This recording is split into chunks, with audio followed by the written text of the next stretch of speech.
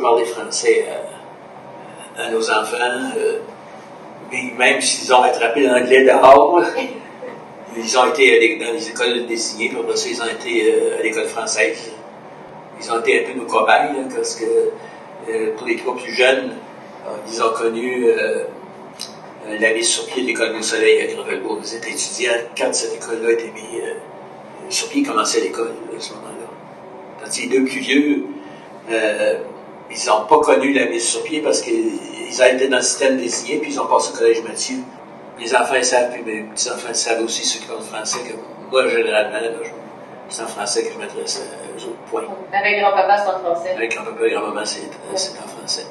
Malgré nos enfants, là, quand ils étaient à la maison, ce qui nous choquait, là.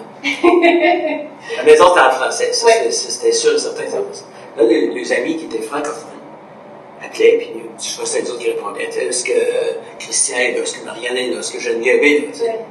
Puis là, oui, bon, ben, Christian a un téléphone pour toi. Puis là, ils se parlent en anglais. Des francophones. Oui. Ou ce que j'observais à Gravelbourg, de temps en temps, je remplaçais la bouquinerie. Il arrive deux, on avait la bouquinerie, puis on avait le comptoir de Sears. Alors, il arrive deux francophones. Un vient à la bouquinerie pour quelque chose, puis l'autre vient chercher un paquet à Sears.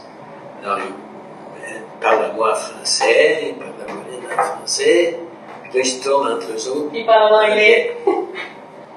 Ben, tu sais, quand t'es. Moi, je le ressens. Quand tu es continuellement dans un milieu, Gravelbourg, même si on dit que c'est assez francophone, l'épicerie c'est en anglais, au docteur c'est en anglais, même si la réceptionniste c'est en français, tu vas au garage c'est en anglais, c'est en anglais tout partout. Ça n'a pas toujours été comme ça, hein? Non. La Gravelbourg, c'était la forteresse francophone pendant longtemps. Oui.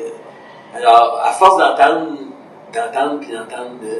de l'anglais, même si moi, j'ai travaillé presque continuellement en français, mais évidemment, il y avait toujours des relations avec les gouvernements tout ça en anglais, t'as pas le choix, il n'y a pas un choix de faire français. Ouais. Si tu veux faire traduire, tu perds du temps. En anglais, mais à un moment donné, il y a des mots que je recherche. Je sens que j'ai perdu certains. Fait que la pression est tellement forte. C'est pour ça qu'ils disent l'anglais s'attrape, puis le français s'apprend. Oui, c'est vrai.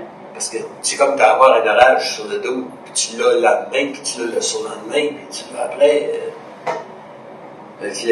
L'effort qu'on fait, par exemple, dans l'école françaiscoise pour avoir un environnement complètement, totalement en français, c'est pour renforcer ça, qu'on s'aperçoit que, même moi j'ai pas peut-être des essayés, on s'aperçoit que quand les jeunes reviennent de congé, ça paraît qu'ils n'ont pas quelqu'un qui les talonne de parler en français. Ou le camp d'été, ou la pratique de soccer, baseball, ou Tu sais, les sports pour les jeunes, ça se fait en anglais. Juste le baseball, c'est majoritairement en anglais. Il n'y a pas d'équipe francophone, mais ils sont pas assez. Quel est l'avenir du français en Saskatchewan, selon vous? Il y a un avenir, à moins qu'il y ait une grosse catastrophe linguistique ou sociale ou autre, là.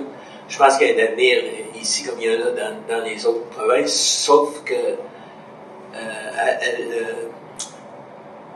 ça va changer. Ce sera pas la francophonie telle qu'on la connaît aujourd'hui.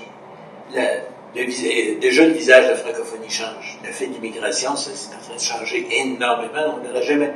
Si tu m'aurais posé la question en 1995, je t'aurais pas répondu que le visage de la francophonie était en train de changer. C'était pas marqué. Il y avait un petit peu d'immigration asiatique du Vietnam et du Laos, mais c'était tout ce qu'on avait. Puis tu pouvais compter ses doigts de la main. Alors ça, c'est un autre élément qui va changer. Très, très, très urbain. Faut pas se cacher. Il ne faut pas se mettre la tête dans le sable face à ça.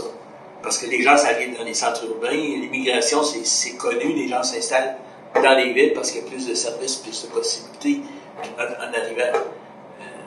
Comme dit, il y a tout un travail à faire, à la fois si on veut l'avoir dans nos communautés rurales, et aussi comme dans les villes, c'est une autre dynamique. Je ne peux pas être super optimiste. Je vais te dire que je suis relativement optimiste. Des matins, je me lève en disant que ça sert à quoi?